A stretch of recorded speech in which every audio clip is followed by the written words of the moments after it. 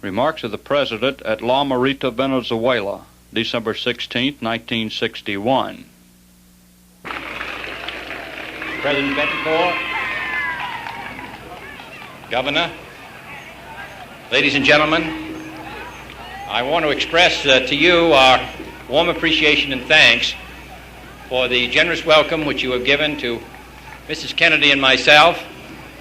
And I know that in welcoming us, you extend the hand of friendship to the people of my country who are so vitally interested and concerned with the common destiny of our hemisphere. And for this welcome, we both thank you. Tomorrow is the 131st anniversary of the birth of the great liberator of this country, who not only had the satisfaction and pride in liberating this country, but also in a feat almost unprecedented in history, provided for the freedom and liberation of 5 countries. And I refer, of course, to Simon Bolivar. I come here today in a tradition originated by him, who saw and predicted that someday this hemisphere would be bound together by the closest of fraternal ties. And I come in the footsteps of a distinguished predecessor, Franklin Roosevelt, who in his own time and generation attempted to bring to fruition the work which Simon Bolivar had so well begun. We today share the realization which President Roosevelt expressed in 1944 when he said that true individual freedom cannot exist without economic security and independence. With a system of national independence originated over 100 years ago, with a policy of friendship and good neighborliness which was developed in the administration of President Roosevelt, now today in 1961, it is our obligation to move ahead and to bring to fruition the concept that along with national independence and individual liberty goes the well-being of the people themselves.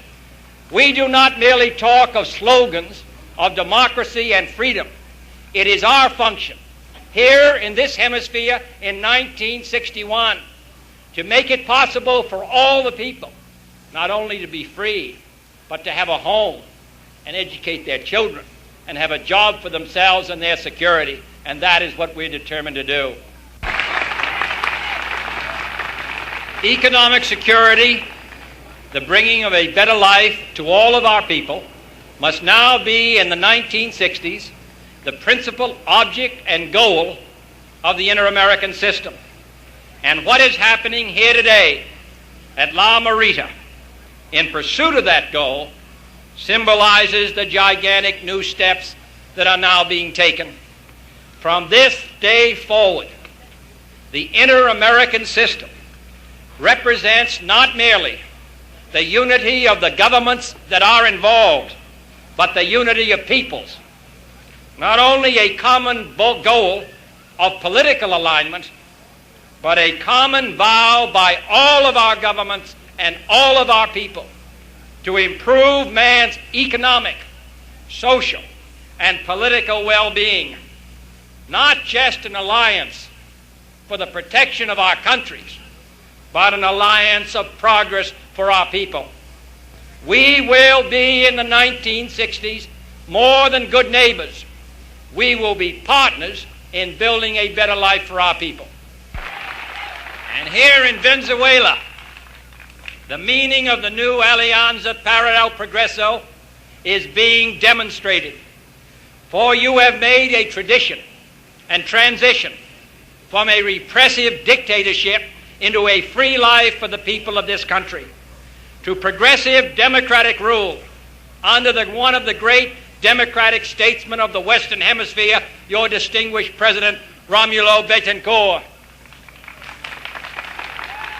And one of the first goals of the new spirit of this hemisphere must be the elimination of tyranny from the north to the south until this is a hemisphere, as Simon Bolivar once predicted, of free men in free countries living under a system of liberty.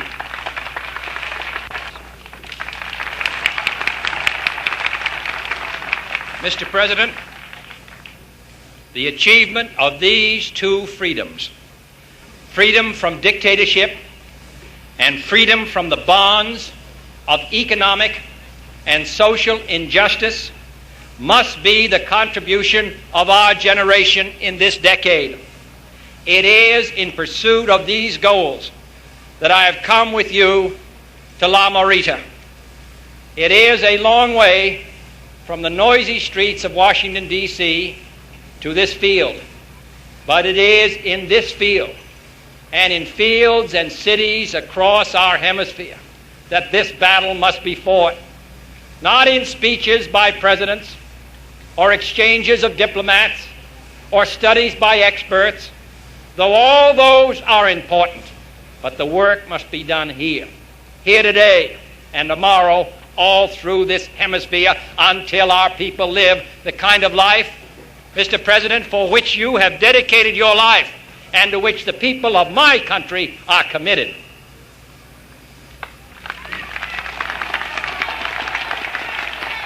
Today, 86 families will receive titles to their own homes under a program which has already settled 38,000 families on 3,800,000 acres of land.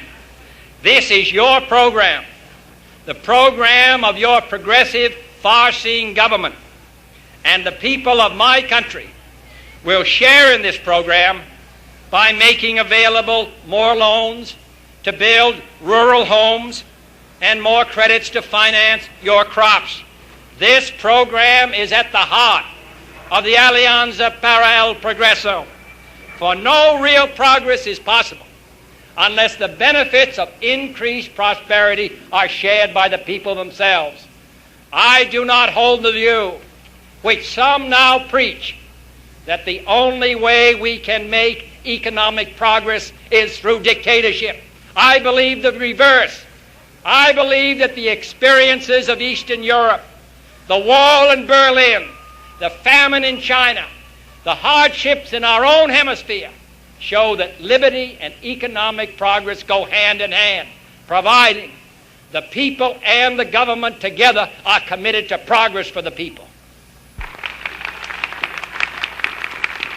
Ladies and gentlemen, I shall return to Washington on Monday and tell the people of my country that you and they are bound together in one of the great adventures of human experience to make of our hemisphere a bright and shining light for all the world. The United States and Venezuela are bound together, and in the 1960s, I believe that we can demonstrate so that all the world will want to follow our example, that freedom and prosperity can move hand in hand.